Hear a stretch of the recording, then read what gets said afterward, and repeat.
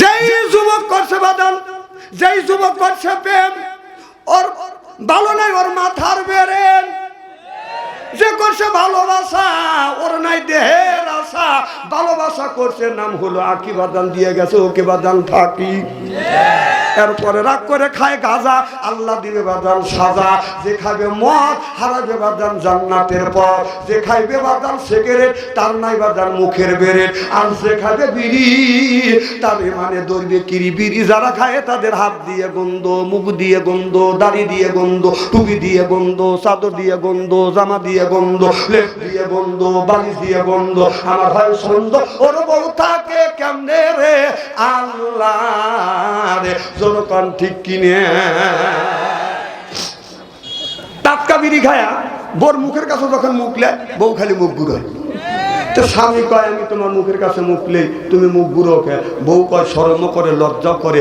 এই মাত্র তুমি টাটকা বিড়ি খায়া আমার মুখের সাথে মুখ লাগাইছো, তোর পাশার সাইডে তোর মুখের গন্ধ বেশি। না না, বিড়ি খাও, বউকে কষ্ট দাও, বিরাজ করতে পারো না। আবার যারা বিড়ি খায় তারা চিন্তা করতেছে বাচ্চু আনসারের মুখে বিড়ির বিপক্ষে ফতুয়া দিবে। নয় বাপ, আমি কেন বিড়ির বিপক্ষে ফতুয়া দেবো? আমার কি ঠেকা পড়ছে? কেউ যদি বলে বিড়ি খাওয়া হারাম, আর আমি বলবো বিড়ি খাওয়া জায়েজ, তো জায়েজই 200 কোটি বার জায়েজ। আমি বলবো না না, খাওয়ার একটা স্বাধীনতা আছে, খাওয়ার একটা আদব আছে। ভাত খাওয়ার আদব হলো বসে খাওয়া, পানি খাওয়ার আদব হলো বসে খাওয়া, জমজমার পানি খাওয়ার আদব হলো দাঁড়া থেকে খাওয়া। হ্যাঁ কি কয় হাজি সাহেব, এটা সুন্নাত। আর বিড়ি খাওয়ার আদব হলো টয়লেটের ভিতরে। আদব চেনে না, আদব চেনে না। বুঝছি, সি সি সি, এই বিড়ি টয়লেটের মধ্যে খায়। যদি বলেন হুজুর কিভাবে দেখছেন, আমি নিজ চোখে দেখছি। রমজান মাস জহরে আজান দিছে, মসজিদে নামাজ পড়তে যাবো, কিন্তু টয়লেট করিয়াছি, যা দেখে টয়লেট বন্ধ, দুমা গোল হয়ে বের হচ্ছে। আগুন ধরে লোকটা মরল না কি, না ব্যাপারটা কি, না কেউ আগুন ধরা দিল। আমি নক করলাম, উনি সাউন্ড দিচ্ছে, তার বোঝা গেল মাল ওখান থেকে ডেলিভারি হচ্ছে। কথা বল। ইদানিং আমার দেখতেছি চাচা, ইদানিং দেখতেছি যারা পান খায়, শতকরা 70% মানুষ পান কিছু বাইরে খায় আর কিছু টয়লেট করে আর পান খায়। যদি বিশ্বাস না হয় আমি প্রমাণ দেখা দেবো। যে বুড়ো পান খায়, ওই বুড়ির কাছে জিজ্ঞেস করেন যে বুড়ো পান খাতে খাতে টয়লেটে যায় কিনা, ওই বুড়ি কয়া দিবেন। কথা কর, মানে হক কথা সাই দেয় না এরা।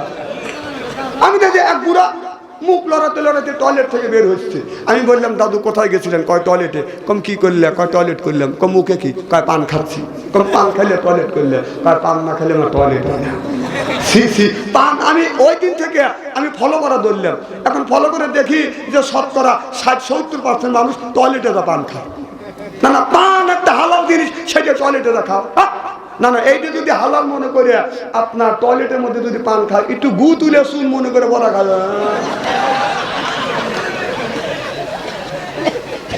না ভাই, কত খারাপ বলতেছি নাকি? না না, ওটা যদি তুমি জায়েজ মনে করে খাও, ওটাও খাও, একটু খাও।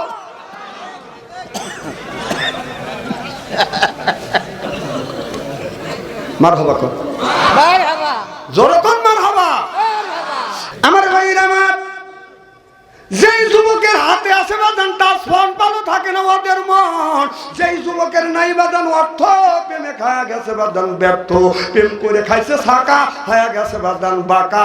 মন হয়েছে ফাঁকা, রাগ করে চলে যায় ঢাকা। এখন তো ঠিকই বুঝতেছ, আমি এ ওয়াজ জানি না। না আমি তো বুঝি এখনই ও কি চায়। আমি বলতে চাই যুবক, তুমি কোন গানে নামাজ ছাড়িয়ে দিয়ে আপনার মোবাইলের মধ্যে আপনার নর্তকী নায়িকাদের তুমি ছবি দেখতে চাচ্ছ। 20টা বছর ধরে, 20 বছর ধরে মোবাইল কিনছে, প্রত্যেক দিন তুমি চিত্র জগতের নর্তকী নায়িকাদের ছবি দেখো, অশ্লীল ছবিগুলি বাদান দেখো। একটা দিনের জন্য কি এইটা তোমার ভিতরে খারাপ লাগে না? খালি ল্যাংটা ছবি কত দেখবে। হ্যাঁ, আমাদের দেশে কাজা কিছু বাজার হুর আছে, আপনার ঠোঁটে লিপস্টিক লাগাইয়া, আপনার চোখে আয় বুড়ি মা খাইয়া, শর্ট কামিজ লাগাইয়া রাস্তা দিয়ে যায়, কয় এই যে আমার এসে এই দেখো দুনিয়া ভুলে যাবে, হায় দুনিয়া ভুলে যাবে। ওয়া ওয়া ওয়া, বাংলার হুরেরা বাংলাদেশের যে যুবকের ভিতরে ঈমান আছে, 1 নাম্বার ঈমান আছে, 2 নাম্বার নেক কাজ করে, ওই যুবকটাকে আপনার ঠোঁটে লিপস্টিক লাগাইয়া আইবুড়ি মাখাইয়া বাংলাদেশের যুবকদের বাদান ঈমান নষ্ট করা বাদান ঈমান নষ্ট করতে পারবে না। যখন ঠিক কিনে আজকে মেয়েরা পায়ে পরে হাই হিল করতেছে, কিলকিল ঠোঁটে লাগা লটকে ফেসবুক করে দেখছি, এরপরে বোরখা চলা রাস্তায় চলে, পেটো খালি পিঠো খালি। আমি হিসাব করে দেখলাম ওই মেয়েটা অরিজিনাল শয়তানের শালি। যুবকেরা হাতে তালি চেনে না ওয়ালি গলি, কারণ ওরা ভালো মন্দ বোঝে না, যার সাথে বাদাম প্রেম নিবেদন করে খালি লাভ। তোকে চয়েস একেবারে নিম্ন দিকে চলে গেছে, রাস্তাতে জাগ দে। কিছু কিছু যুবক আছে রুচি ছেড়া, কি ছেড়া? রুচি ছেড়া। আমার ভাইরা, যুবক তোমরা যদি নামাজি হও, তোমরা যদি ইমানদার হও, যুবক ইতিহাসের দিকে তাকাই, ইরাকের মধ্যে বাদান ডাঙা হয়ে গেছে, একজন যুবতী মহিলা বাদান রাস্তা দিয়ে যাচ্ছে, রাঙা হয়ে গেছে, ডাঙা যখন লেগে গেছে সব মানুষ বাড়িতে বাদান পালাইছে, ঘরে দরজা দিছে, একটা মেয়ে অর্ধেক রাস্তা বাদান অতিক্রম করছে, কিন্তু ডাঙা হয়ে গেছে। মেয়েটা চিন্তা করলেন, এখন যদি আমি বাড়িতে ফিরে যাই তাহলে বাড়িতে যাইতেও লাগবে রাত 10টা, আর বাড়িতে যাবো সে আত্মীয় বাড়িতে যাইতো আমার রাত বাজবে 10টা, তাহলে আমি যুবতী মানুষ, আমার ইজ্জতের শিওর আমি দিতে পারবো না, ইজ্জতের গ্যারান্টি আমি দিতে পারবো না। আমার ইজ্জত যদি চলে যায়, এই ইজ্জত আর আমি আর কোনোদিন বাদান ফিরে পাবো না। একটা নারীর জীবনের সবচাইতে বড় সম্পদ হলো বাদান সতীত সম্পদ, একটা যুবকের জীবনের সবচাইতে বড় সম্পদ হলো বাদান সতীত সম্পদ। টাকা হারা গেলে টাকা পাওয়া যায়, দলিল হারা গেলে বাদান দলিল পাওয়া যাবে, সার্টিফিকেট হারিয়ে গেলে সেটাও পাওয়া যাবে, কিন্তু কোন যুবক যুবতী জীবনে একবার যদি চরিত্র নামে সার্টিফিকেট হারিয়ে ফেলে, জীবন ভরা কান্দিয়া কাইতে বাদান চরিত্র নামে সার্টিফিকেট কোনোদিন ফেরত পাবে না। জনগণ ঠিক কিনে? আজকে বাংলাদেশের যুবক যুবতীরা ভালোবাসা আছে, চরিত্র আছে। মোবাইলের মধ্যে কত প্রেম করছি, প্রেমের সেঞ্চুরি করে ফেলছি। সি সি সি, তোমার চরিত্র নামে সার্টিফিকেট একবারে হারাইছে। তুমি বাসর ঘরে যাইয়ে তুমি 20 থেকে 21 বছরে একটা যুবতীকে আপনি ঘরে নিয়ে আসলেন, কি দিয়ে আপনি আপনার বিবিকে খুশি করবেন? আপনি আপনার বিবিকে কি দিয়ে খুশি করবেন? টাকা পয়সা দিয়ে বাদল খুশি করা যায় না। আপনি বাসর ঘরে দেওয়া বলবেন, বিবি রে আমার, আপনার 25 বছরকার জিন্দিগি, 20 থেকে 25 বছরকার জিন্দিগি আমার চরিত্র নামে সার্টিফিকেট আমি হেফাজত রাখছি। বাসর ঘরে তোমাকে কি দিয়ে আমি খুশি করবো? দেওয়ার মতো কোনো জিনিস নাই, তবে আমার চরিত্র নামে সার্টিফিকেটটা আমি ধরে রাখছি, এইটা তোমাকে দিলাম, তুমি খুশি হও। এবার বিবি আলহামদুলিল্লাহ বলে এবার সেইটা বাদান গ্রহণ করে নেয়। জোরকান আল্লাহু আকবার। একটা যুবতী মহিলা বাসর ঘরে যাওয়ার স্বামীকে কি দিয়ে বাদান খুশি করবে? ওই মহিলা বলবে, স্বামী রে আমার 20 থেকে 21 বছরের জিন্দিগিতে, আমার 14 থেকে এ পর্যন্ত আমি আমার ইজ্জতটাকে হেফাজত করছি, স্বামী বাসর ঘরে দেওয়ার মতো কোনো জিনিস নেই, আর কি দিয়ে তোমাকে খুশি করবে? এ জিনিসটা নাই, আল্লাহর দেওয়া সম্পদ, আমি তোমার আমানত, তোমার সাথে আল্লাহ নসিবে লিখে রাখছে, জুরি লিখে রাখছে, এইটা আমি অন্য জায়গা খরচ করি নাই। আপনার আমার এই জিনিসটা আজকে ধরে রাখছি, এই সতীত্ব দিয়ে আজকে আপনাকে বাসর ঘরে খুশি করতে চাই। সুবহানাল্লাহ।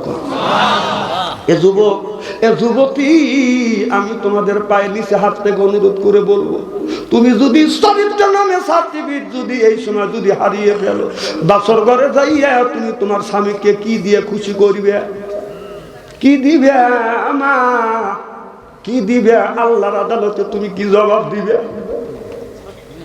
এই কথা যখন মনে হয় আমি চোখের পানি ধরে রাখতে পারি। তোমার চরিত্র নামে সার্টিফিকেট আল্লাহ দিয়েছে, যেই জিনিসটা আল্লাহ তোমাকে দিয়েছে এটা হলো জান্নাতি একটা নিয়ামত, সেই নিয়ামতটা তুমি জমিনের বুকে তুমি হারিয়ে ফেললে। বাসর ঘরে যাইয়া ওই তোমার স্বামীকে কি দিয়ে খুশি করবে? তুমি না তোমার স্বামীর সাথে তুমি মুনাফিকি করলে। আরে কথা কয় না রে, হে হে জোরে কর, খালি মাথা হে হে হাসেন। কিসের রেকর্ড হচ্ছে না? ফাউল দেখলে কি এত ফাউল হয়? আচ্ছা আপনারা দেখেন নাই দান উড়ান নাই, কথা কয় না, এটা দান উড়ায় না। সিটে যখন ফ্যান দিয়ে দান উড়ায় সিটে কোথায় পড়ে? আর যেগুলো আগাইলে কোথায় পড়ে? আরো দূরে যায়। আর যে বেশি আগাইলে মানুষের চোখের মধ্যে ঢোকে। কথা ক, কথা ক, আর কি বলা লাগে কিছু? ইস্তারি হইল তো ওয়াজটা কি বুঝতে চাবা? আহা, আজকে বাংলাদেশের ছেলেরা মেয়েরা মোবাইলের মধ্যে প্রেম করতে করতে প্রেমের সেঞ্চুরি করছে। 8টা ভালোবাসা করছে, বিয়ে করছে ওটা দিয়ে 9টা। বাসর করে যা মনে মনে ভাবতেছে আমি 8টা ঠকাইছি, আমার কাছে যে দাইছে এটা সলিড। যা বাসর করে যাইয়া স্বামী স্ত্রী 2 রাকাত নামাজ পড়িয়া বিবির 4টে অঙ্গে যদি চুমো দেয়, কুব্বালাদি খাদ্দি কুব্বালাদি আদি কুব্বালাদি রেজবি কুব্বালাদি আইনা আইনি, রসুল বললেন বিবি 4 অঙ্গে চুমো দিয়া 2 রাকাত নামাজ পড়ি আল্লাহর কাছে যদি হাত তুলে দোয়া করে, স্বামী স্ত্রীর জীবনের শুরু থেকে বাসর ঘরের আগ পর্যন্ত সগীরে গুনাহ মাফ করে দিবে কে? আপনার ওই স্বামী। পিছনের লোক দাঁড়ায় আছে, ওই যে মাঝে ফাঁকা আছে। না আমি কারু করে করছি, এরা তো কানে শোনে না, কানে না শুনলে আমি কি করব?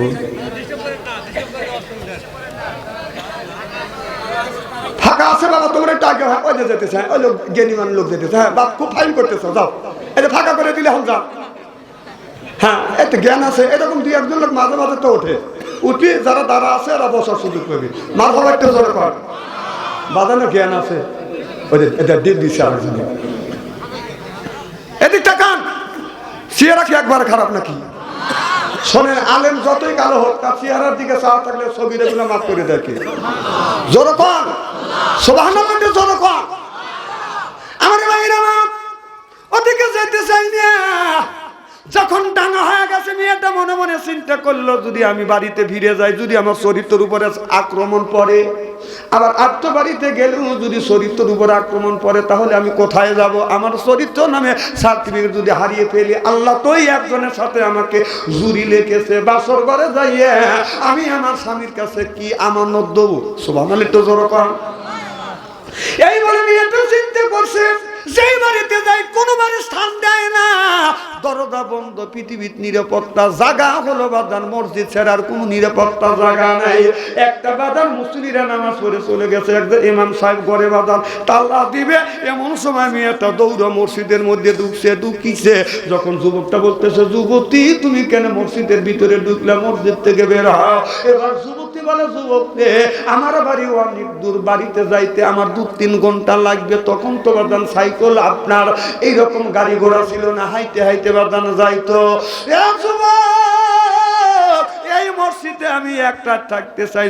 এবার যুবক বলতেছে, তারা তুমি বের হও, কারণ এই জায়গায় অবরোধ শুরু হয়ে গেছে, তুমি তাড়াতাড়ি বের হও। এবার যুবক বলতেছে, যুবতী মসজিদের মধ্যে তোমার থাকা সম্ভব হবে না। এবার মিয়াটা বলে যুবককে, আমাকে যদি বের করে দাও, কোনো যুবক যদি আমার ইজ্জতটা নষ্ট করে, কিয়ামতের ময়দানে আল্লাহর আদালতে আমি কিন্তু তোমার নামে মামলা দায়ের করব। এই কথা যখন বললেন, যুবক আলেম মানুষ, হাফেজে মানুষ বাদান শব্দ হয়ে গেলেন। বলে, যুবতী তাহলে তুমি মসজিদে থাকো, আমি তালা দিলাম। এবার মেয়েটা বলে যুবককে, তুমি যে আমাকে তালা দিয়ে রাখে দেবে, মসজিদের মধ্যে আমি মহিলা মানুষ একা একা থাকবো, আমি কেমন করে থাকবো? আমার কি ভয় করে না? আত্মা ফাইটে যদি আমি মরিয়ে যাই, কি জবাব আল্লাহর কাছে তুমি দিবে?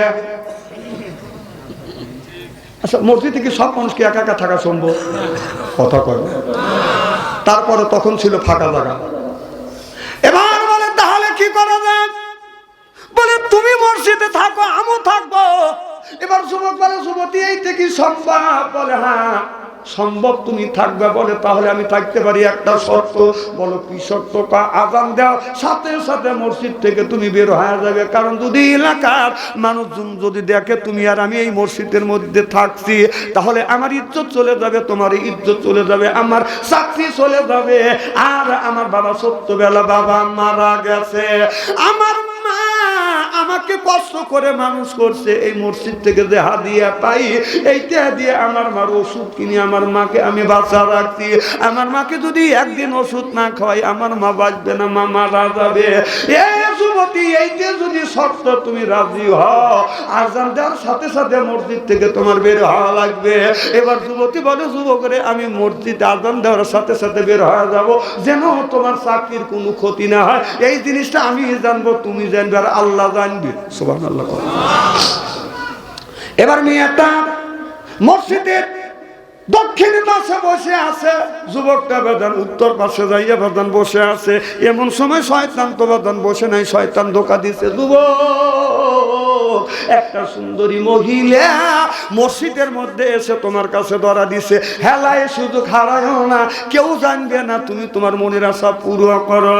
শয়তান যখন বারা দোলা দিচ্ছে, তে নফসের সাথে বেদান যুদ্ধ করতে করতে যুদ্ধ করিয়া পারিয়ে উঠছে না। এবার যুবকটা নফসকে বুঝায়, নফসরে এই পৃথিবীর মানুষের আগুন অনেক বেশি, তুমি যদি এই মহিলার সাথে আমাকে জিনা করাতে চাও তাহলে আমার হাত আগুনের মধ্যে পোড়াবো। নফসের সাথে এরকম করে লড়াই করতেছে। একটা মোমবাতি ধরাইয়া, যখন শয়তান ধোঁকা দিচ্ছে, একটা মোমবাতি ধরাইয়া যুবকটা বাজান আপনার বৃদ্ধ আঙুল বাজান এইরকম করে বাজান আগে পোড়াইছে। আঙুল যখন পড়ে, সামান্য মোমবাতির আগুন তুমি সহ্য করতে পারো না, মোমবাতির আগুনের চাইতে নারীর আগুন 70 গুণ বেশি। আল্লাহু আকবার। ওইদিকে তুমি যাও, আর এই মোমবাতির আগুন সহ্য করে পারো না, এখন পোড়াপুরি করতে চাও। সুবহানাল্লাহ, একটু জোরে বলো। যখন আবার শয়তান দূরে চলে গেছে, হাতটা একটু ঠান্ডা হয়েছে, শয়তান আবার এসে বলতেছে রাত কল বেশি হয়ে গেছে, চিল্লা পাল্লা করলে কেউ শুনবে না। এবার যুবক মনে মনে চিন্তা করতেছে, শয়তান তো পিছু ছেড়ে নাই, এইভাবে বাদান আবার আর একটা আঙুল পোড়াইছে। এইরকম করতে করতে আপনার হাতের 5টা আঙুল বাদান পোড়াইছে। ওই মেয়েটা সারা রাত ঘুমায় নাই বাদান, আপনার জিকির আজগার করতেছে। জিকির আজগার দেখ করা বাদ দিয়ে তো ওই যুবকের ওই তামাশা গুনি দেখতেছে। যুবক কেন হাতটা পোড়ায়, ইতিমধ্যে আজান দিবে। যুবক বলে, যুবতী তাড়াতাড়ি তুমি বের হয়ে যায়, এখন আমি আজান দেব। আজান যদি মানুষ আসবে, মানুষ যদি তোমাকে আমাকে দেখে, আমার ইজ্জত চলে যাবে, চাকরি আমার চলে যাবে। আমার চাকরি যাক তাতে দুঃখ নাই, হাদিয়ার অভাবে টাকার অভাবে আমার যদি ওষুধ পানি কিনে না দিতে পারি, আমার মা মারা যাবে, আমি বাবা হারাই এতিম, আরো অল্প বয়সে মা হারাই এতিম আমি হইতে চাই না। সুবহানাল্লাহ। মাকে কত ভালোবাসে, আর আমরা মা তুই শ্বশুর শাশুড়ির জন্য পাগল হয়। আহারে, মার সাথে তোমার সম্পর্ক নেই। শোনেন, ইদানিং আমার একটা বদলাম হয়েছে, আমি সেটা বলবো কি? সেটা হচ্ছে আমার মাহফিলে এসে যারা জমে তারা কিন্তু বেশি দিন বাঁচে না। জমবেন, হিসেব করে জমবেন, সাবধান, খুব সাবধান করে দিচ্ছি। আবার লোকটা মারা যাবে, বলবেন যে বাদশা আনসারী জালসায় আসলে লোকটা জুমছিল, লোকটা মারা গেছে। এই দোষ কিন্তু আমার উপরে চাপাইতে পারবে না, কমিটির উপরে চাপাইতে পারবে না।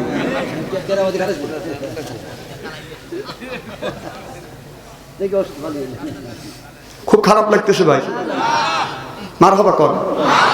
আমার ভাইরা, যুবতী বলতেছে, যুবক আমি যাবো না, যাইতে পারি, তোমার হাতের পাশটায় তোমার হাতটা আমাকে দেখাও। এবার যুবক বলতেছে, যুবতী আমি কেন তোমাকে হাত দেখাবো, আমার হাত তোমাকে কেন দেখাবো? কয় হাত যদি না দেখাও, এই যে বের হয়েছিলাম আমি আবার ঢুকলাম। সুবহানাল্লাহ। এই যে বের হয়েছিলাম আবার ঢুকলাম, তো চাকরি আগে খাওয়াবে। এবার যুবক বলে, যুবতী আমার হাত দেখো। হাতটা দেখছে, 5টা আঙুল পুড়িয়ে গেছে। যুবতী হাতটা ধরতে চায়, কেন তুমি অন্য মহিলা আর আমি পর পুরুষ, তুমি কেন আমার হাত পরে ধরবে? কয় তোমার হাত দেখতে চাই। কেন তুমি আমার হাত দেখবে? কয় তোমার হাত পুড়ে গেছে। কয় আমি হাত পরাইছি, ভালো হয়েছে, তুমি চলে যাও। এবার যুবতী বলতেছে, যুবক রে, হাত কিসের জন্য পরাইলে আমাকে বলতে হবে? কয় তো কেন আমি বলবো? কয় যদি না বলো, বের হয়েছিলাম আমি আবার ঢুকলাম। কথা বুঝতেছেন না? যুবক কেন মহা যন্ত্রণা পড়ে গেল।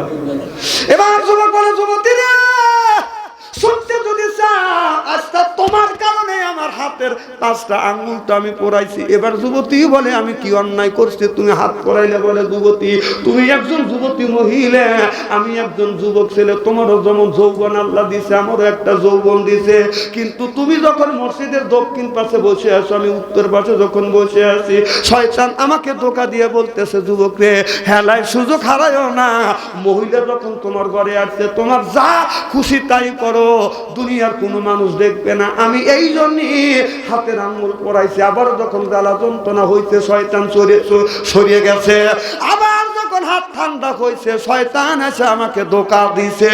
এইভাবে 5 বার ধোঁকা দিছে, 5টা আঙ্গুল আমি পরাইয়ে ফেলছি। যুবতী যাও চলে যাও। যুবতী আর কোনো কথা বললো না বাদান। যুবতী বাদান চোখ বন্ধ করে বাদান বাড়িতে চলে গেল। বাড়ি যাই আমি তার কথা কয় না, খাবার খায় না। তার মা বাবা বাইরে জিজ্ঞেস করে কি হয়েছে? কয় আমার সাড়ে সর্বনাশ হয়েছে। বলে কি হয়েছে? কয় ইরাকের ভিতরে দাঙ্গা হয়েছিল, আমি পালাবো, আমি আত্ম বাড়িতে যাবো, যাইতে পারি নাই, বাড়ি ফিরে আসবো তাও যাইতে পারি নাই, আমি একটা মসজিদে আশ্রয় নিছি, আর ওই যুবকটা আমার সাড়ে সর্বনাশ করছে।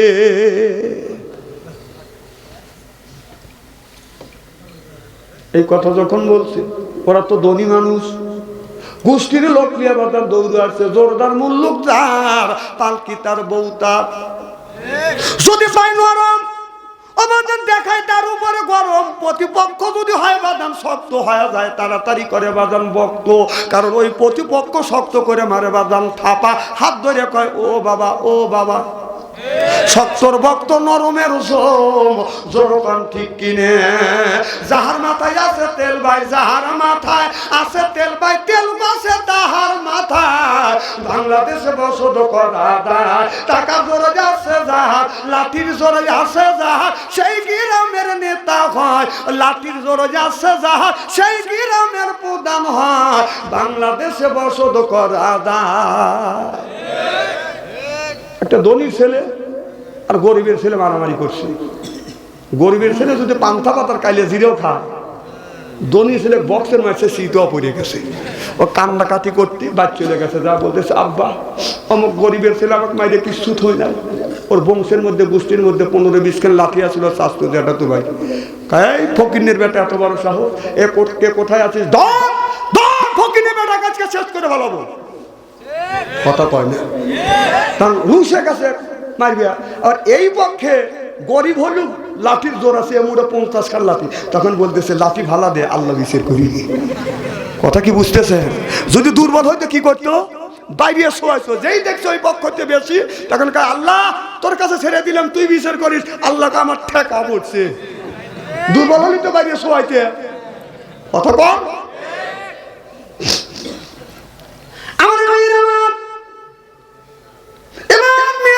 আমার সারে সর্বনাশ করছে, দৌড়া আসছে। আমি যুবকদের জন্য এই জন্য যুবকদেরকে বলবো, যুবক তোমরা মেয়েদের প্রেমে পড়ো না। অনেক যুবক আছে বয়স হলো 15 বছর, কিন্তু বিয়ের উপযুক্ত হয়েছে, মা বাবা বিয়ে করে না। ছেলের বয়স 25 বছর, ছেলে বিয়ে করতে চায়, মা বাবা বিয়ে করায় না। না না, কেন আপনি বিয়ে করেন না? ছেলেকে কেন বিয়ে করেন না? কি কারণে করেন না? ছেলে তো বিয়ে করতে চায়, আবার কয় যে বিয়ে করাবো, ও নিজের পায়ে দাঁড়াতে পারে না, না তোমার পায়ে দাঁড়ায়। আমাকে খাবে কি? তোমাকে কি রিজিকের ম্যানেজার বানানো হয়েছে? রিজিকের মালিককে জনগণকে। তোমার ছেলেকে দুনিয়া পাঠানো 50,000 বছর আগে রিজিক দিছে, তারপরে তোমার ছেলে পাঠাইছে, কেন তুমি তোমার সবার ছেলে উপযুক্ত বয়সে বিয়ে করো না?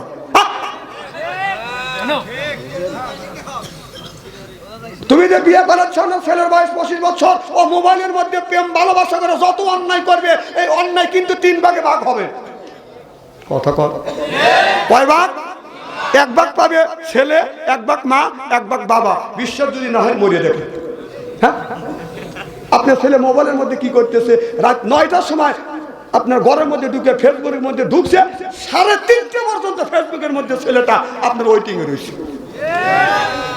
আপনাদের এই গ্রামের মধ্যে যদি 200টা যুবক যুবতী থাকে, আমার কথা কি শুনতেছেন? 200টা যদি যুবক যুবতী থাকে, রাত 12টার পরে আপনি মেসেঞ্জারের মধ্যে ঢোকে, ফেসবুকের মধ্যে ঢুকে দেখেন, যদি 200টা যুবক যুবতী থাকে, তার 150টাই রাত 12টার পরে লাইনে রয়েছে। কথা কও, ও কি করতেছে? তাহাজ্জুদের নামাজ পড়ে মোনাজাত করতেছে। কি ভাবছে? হ্যাঁ, এই যে রাস্তাতে হাইটে গেলে যুবকেরা ফাঁকা জায়গায় একা একা বসে এখনই কি দেখতেছে, কি করতেছে? ধ্যানে বসে। হ্যাঁ, ধ্যানে বসে যে আমার বাপ দাদা 14 গোষ্ঠী মারা গেছে, গজবের ফেরেশতা কবরের মধ্যে কি রকম করে ভূত হইতেছে সেইটা দেখতেছে। না ভূত খাওয়ানোর জন্য চেষ্টা করতেছে। হ্যাঁ, আমার মাফিক কয়জন ছেলে তা আমি ভালো করে জানি। এখানে মোবাইল চেক করলে 32 জন মেয়ের ছবি পাবে। চিনি না আমি। এই যে যত সাধু হোক ফেসবুক ইন্টারনেট ঘাটলে খারাপ অস্থির ছবি আসবে। এই জন্য আসবে বিলে বাথাম ফোন দিয়ে আমি সারা বাংলাদেশ ঘুরি। বাথম না, টাচ ফোন। এটা কি ফোন? বাথম ফোন দিয়ে সারা বাংলাদেশ ঘুরি। আমি টাচ ফোন ব্যবহার করি না। কারণ অশ্লীল মেয়েদের ছবি আসবে, আসে আমার শুধু পিকু পিকু, তাহলে আমি শেষ। কারণ আমার ইমানের দুর্বলতা আছে, এই জন্য আমি বাথম ফোন লেই, টাচ ফোন লেই না। এই জন্য যারা টাচ ফোন একটা ব্যবহার করছেন তারা 5টা করেন, দুঃখ নাই। যারা টাচ ফোন ব্যবহার করেন আপনাদের পায়ের নিচে হাত থেকে অনুরোধ করে বলবো, আপনারা টাচ ফোন দেখেন না, বাথম ফোনই ব্যবহার করেন। এখন তো ঠিক করবে। তোমার ছেলের হাতে কি করছে? তোমার 4টে ছেলের হাতে স্ক্রিন টাচ মোবাইল দিছে, দিয়ে আবার মসজিদের আগের কাতারে যা বসে দোয়া করে, রব্বানা জালামনা করে দেবা। তো 4টে ছেলে হাতে 4টে টাচ ফোন দিয়ে তুই মসজিদের মধ্যে ফ্যাক ফ্যাক করে বেড়াতে দিস, ওকে গান করে মসজিদের বারান্দা দেন। তোর 4টে ছেলে কি করতেছে মোবাইলের মধ্যে? আর 4টে ছেলে হাতে স্ক্রিন টাচ মোবাইল দিয়ে মসজিদের আগের কথা করে ফ্যাক ফ্যাক তো সব দাঁত খুলে বেলা দেবো মসজিদের বারান্দা যা। পাপ তো করাতে তুই বাধ্য করতেছিস। কথা কর, জোরে কর। ভয় খাচ্ছেন নাকি? আমি জানি যে আসি মনে আমাকে আনবেন না, আনবেন না, কিন্তু হক কথা আমি বলবই। তেল তেল ওয়াজ আমি করার জন্য আসি। জাকারিয়া নবীকে ধাওয়া করছে, জাকারিয়া নবী গাছের মধ্যে ঢুকছে, গাছ সহ জাকারিয়া নবীকে কেটে ফেলছে। এই ওয়াজ আমি জানি, এই ওয়াজ করে মানুষকে আল্লাহর রাস্তায় আনা যাবে না। এটা অন্যায়, এটা করা যাবে না, এটা ন্যায়, এটা করতে হবে। ন্যায়ের পক্ষে কথা বলতে গেলে জেল খাটা দরকার হলে জেল খাটবো, জরিমানা দেওয়ার দরকার হলে জরিমানা দিব, প্রয়োজন হলে ফাঁসির মঞ্চ চড়বো। বাতিলের সাথে আপোষ নাই। এখানে তাকবীর দেওয়া লাগবে না, কাউয়া কাদের হাতে তাকবীর দিয়ে যাও, তোমার আমি চিনি না।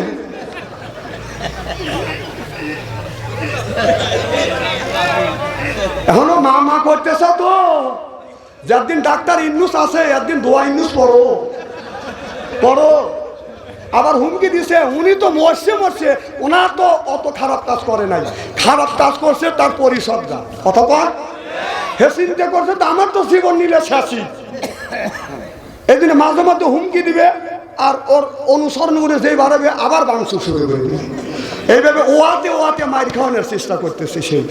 ওকে আর জীবনে বাংলাদেশে আসবে, মা আবার 16 তারিখে আসবে, আর মানে তোমরা বাড়াবে আবার গুতবে ছাত্ররা যাস। ওখানে মা করতেছে। মার কথা বলে জয় বাংলা খুব কবের পারো, আর আল্লাহর নাম নিতে পারো না। আল্লাহু আকবার কর। 16টা বছর আল্লাহ আকবার ধ্বনি ওরা শুনতে পারে নাকি? আল্লাহ কি বলছে? ইসলাম ছাড়া অন্য কোন তন্ত্রমন্ত্র, জাতীয়তাবাদ, ধর্ম নিরপেক্ষ মতভেদ মানা যাবে না। কথা কার? কেউ যদি মানে অহুয়াফিল আখিরাতে মিনাল খসেরিন, আখিরাতের আদালতে ওই লোকটা বিভৎসের কাতারে দাঁড়াবে। তাহলে তুমি মুসলমানের বাচ্চা, তুমি সে দল করছো, ওই দলের নারায়ের তাকবীর তুমি কোথায় তুলে কত কর না কেন? নারায়ের তাকবীর বলে তোমার কাজ আলোচনা করছে কেন? এর মানে হলো তুমি মুসলমান না, মুসলমানের চিহ্ন নাই। কথা কর। এবার সেই দলের পক্ষে দালালি করো। আমি কি রাজনীতি করবে লেগে আছি? কোরআন হাদিসে আসছে তাই বলতেছি। না এই আয়াতগুলো আমার উপরে নাযিল করলে আল্লাহ মাথা দেখাতে কহ।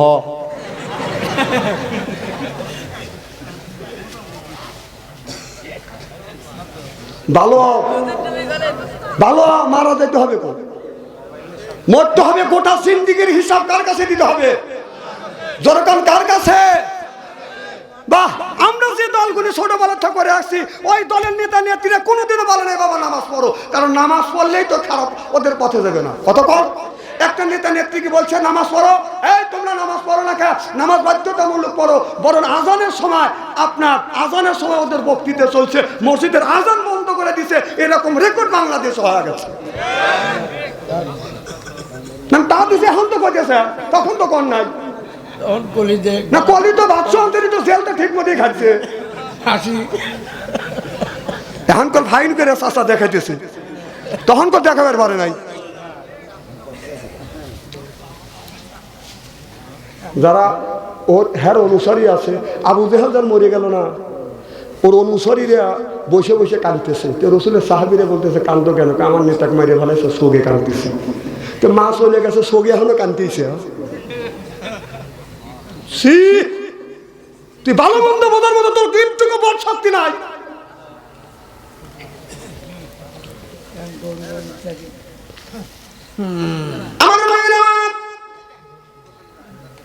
হ্যাঁ ওই যে রাগ করতেছে, এখন দোকানে যায়, ও শোনা লাগবে না, ঠিকই করছি, দেখছো ওই দেখো টাটকা ওয়াজ সঞ্চারি করে, মিলিয়ে দেয়, মার হওয়া কর, ওই যে যেতেছে। তেনালা নাই, এখানেই আছে, ভাই করে দিবার পারি আমি, কিন্তু করবো না। ধৈর্য ধরো, খালি দোয়া ইংলিশ করতে থাকো। যদি কোনোদিন ইটের বেল দিয়ে থাকো, পাথরের বেল খাওয়ার জন্য রেডি থাকো। এই কয়ে গেলাম একটা কথা বলে গেলাম। আমার ভাইরা, মুসলমান ভাইরা, আল্লাহর হাবিবের উম্মতের ভালো করে লক্ষ্য করে শুনুন, আমলের নিয়তে বদল শুনতে হবে।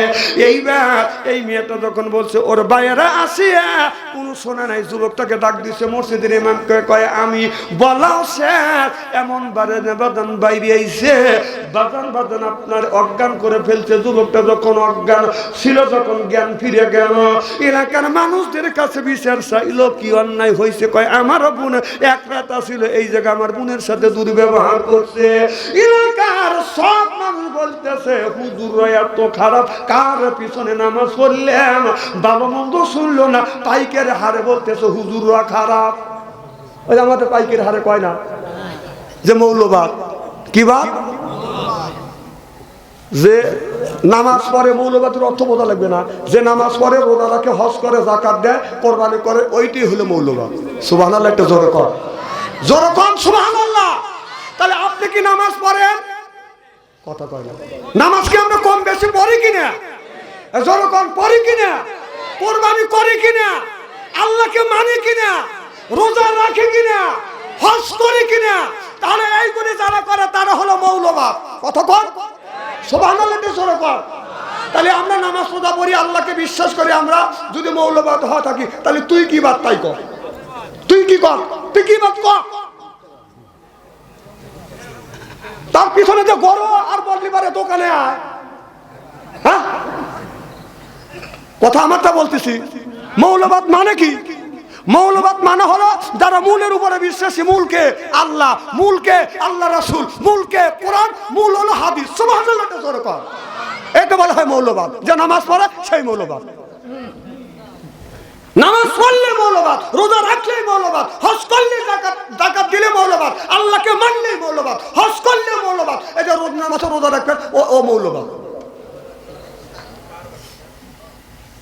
আর মৌলবাদ করে জ্বর তোলো, আর তোমরা হাতে হাতে হা হা মৌলবাদ। তুমি মুসলমানের বাচ্চা হয়ে এখনই বোঝো না। এরা মনে মনে চিন্তা করতে, হুজুর মৌলবাদ সঞ্চারী মৌল নাকি, মরা দেরি আছে।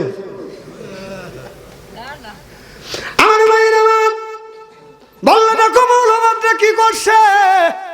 এলাকার মানুষ বলতেছে সি এত বড় খারাপ কাজ করছে। এবার যুবকটা বলতেছে আমাকে এত মারা মারলে কি অন্যায় করছি? কয় গত রাতে আমার বোনের সাথে কি ব্যবহার করছিস? কয় খারাপ ব্যবহার করিনি, আপনি আপনার বোনের ডাকে নিয়েছেন, ওই মেয়েটাকে বাদান ডাকে আনলেন। ভালো মন্দ মানুষ আছে না বাদান নাই? এলাকার অনেক মানুষ বিপক্ষে চলে গেল, অনেক মানুষ পক্ষে থেকে বললেন তোমার বোনকে নিয়ে এসো, যদি হুজুর তোমার বোনের সাথে যদি অন্যায় করে থাকে, অপরাধ করে থাকে, তাহলে আমরা বিচার দিব। এবার মেয়েটাকে বাদান হাজির করা হইল।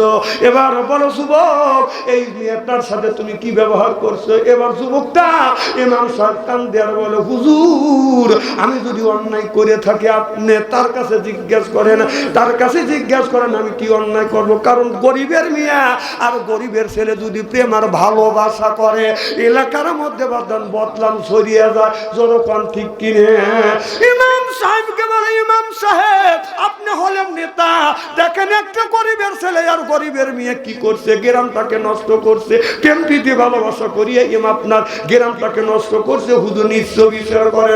ইমাম সাহেব বলে এদেরকে 80টা করে বেতের আঘাত করো। গরিবের বেলায় 80টা বেতের আঘাত করলো। আপনার 2 মাস 3 মাস পরে দেখা গেল এমপির মিয়া আর মিনিস্টারের ছেলে গুডুর মুডুর করিয়া অবৈধ সন্তানের মা হয়েছে।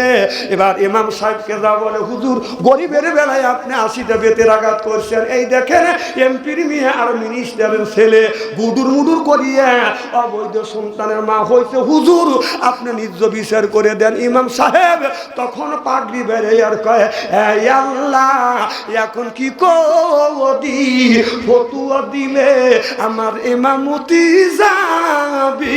বাচ্চু আনসারি কয়, তুই কিসের মৌলবি, আখিরাতের আদালতে তুই গুড়িও খাবি। এতে কিসের মৌলবি রে? হক কথা তুই বলতে পারিস না? ধনীর আর গরিবের বিচার সমান হবে, জনগণ ঠিক কিনা? খারাপ লাগতেছে মনে হয়, তাই না? বসে আমি তো লাইসেন্স আছি,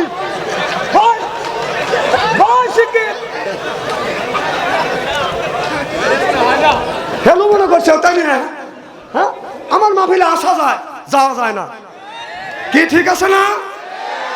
তুমি কি দেখো নাই নতুন? না তুমি কি নতুন আসিয়া?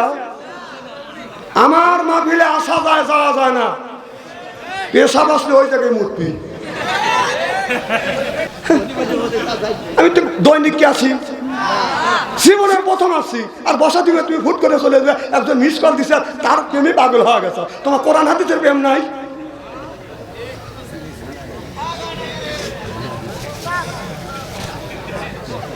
কি খারাপ লাগতেছে নাকি? না খাওয়া কর, বোমবারের সুযোগ নাই। আমার ভাইয়ের, আমার মুসলমান শোনেন, একটা লোক যদি চলে যান, আমি জানি ওজোর আছে, পোশাকের চাপ দিলে আপনি এক আঙুল তুলবেন, দুই আঙুল তুলে বসবো যে টয়লেটে চাপ দিচ্ছে, আর 3 আঙুল তুললে আমি বসবো যে বিড়ির নেশা করছি। এই জ্ঞানটা আমার আছে।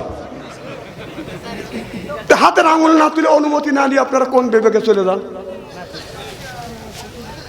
আমি আগে আয়াতটা তেলাওয়াত করছি যে ইজা কুরিয়াল কোরআনু ফাসতামিউলাহু ওয়া আনসিতু লাআল্লাকুম তুরহামুন। যেখানে কোরআনের কথা হয় এখানে আল্লাহর রহমত বর্ষিত হয়। আপনার কোরআন তেলাওয়াত করা যেমন ফরজ, আপনার নামাজ পড়া যেমন ফরজ, কোরআনের কথা শোনাও ফরজ। সুবহানাল্লাহ পাক। আর ফট করে উঠে উঠে চলে যাবে স্যার, না মিস কল দিয়েছে, আজকে তো ধৈর্য ধরে কর।